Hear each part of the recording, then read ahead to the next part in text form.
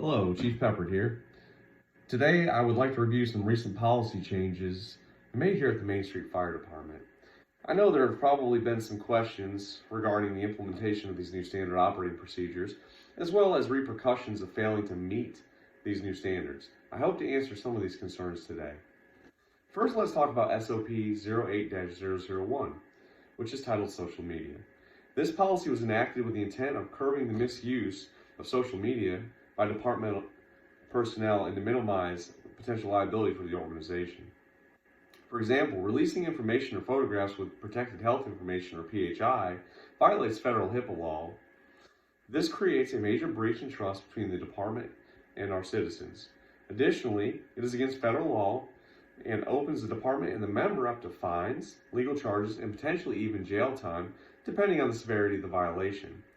Another example would be a member posting disparaging or inappropriate comments on these platforms. This type of behavior affects the department in a negative way and is prohibited. Now you may be thinking, does this mean I can't take pictures or have my own opinion on an issue? The answer is no. We want our members to capture action pics and to be active citizens in our community. However, we must uphold the law and ensure we maintain the highest level of professionalism and public trust in doing so. Any incident pictures that a member wants to publish should be analyzed against this policy first to determine if it contains any violations. If it is believed that the picture does not violate the policy, it should be forwarded to the PIO and or the fire chief's office for approval prior to posting. In regard to content posted on social media platforms, members must remember that even when they are off duty, they are all still identified and aligned with the Main Street Fire Department.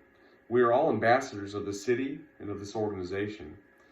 Policy Manual Chapter 9 goes into further detail regarding the Code of Conduct.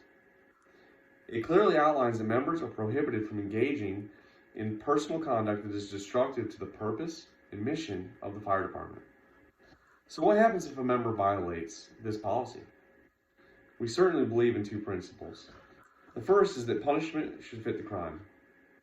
We don't want to immediately jump to worst case by terminating an employee if we can avoid that scenario. Progressive discipline will be followed in accordance with the collective bargaining agreement. Additionally, we will examine the member's track record, time on the job, and the nature of the violation. Unintentional, well-intended actions violating this policy will not be met with the same intensity as intentional, malicious violations of this policy. So with that being said, let's turn our attention to SOP 08-002, which is titled Family Medical Leave. This policy was adopted to address federal regulations regarding the use of FMLA. The policy reflects federal laws and regulations. It also makes it clear that the department will follow the laws of the land. One of the questions I'm sure that will be asked in firehouses across the city pertains to what constitutes a serious health condition.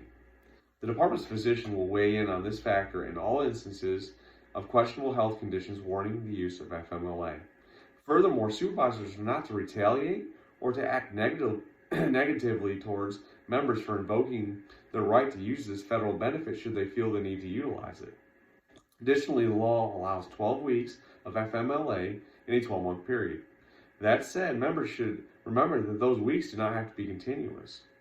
Members are permitted to use single days, a week, or weeks in whatever format they require in the course of the year, so long as they meet the criteria outlined in this policy. Main Street Fire Department members must remember that FMLA is federally regulated. Violation of this policy can result in litigation against the department and disciplinary action against the offending member or members, up to and including termination. The fact is, we must all do our part to take care of each other, and supervisors will strive to create a workplace where members feel valued. In closing, I'd like to thank each of you for your continued dedication to your crew, shift, the department, and this wonderful city. I hope this video helps clarify the department's stance on these issues and provide some insight as to departmental expectations going forward. Should you have any questions or concerns, please contact me via departmental email or call my office number directly. Thank you, and have a great day.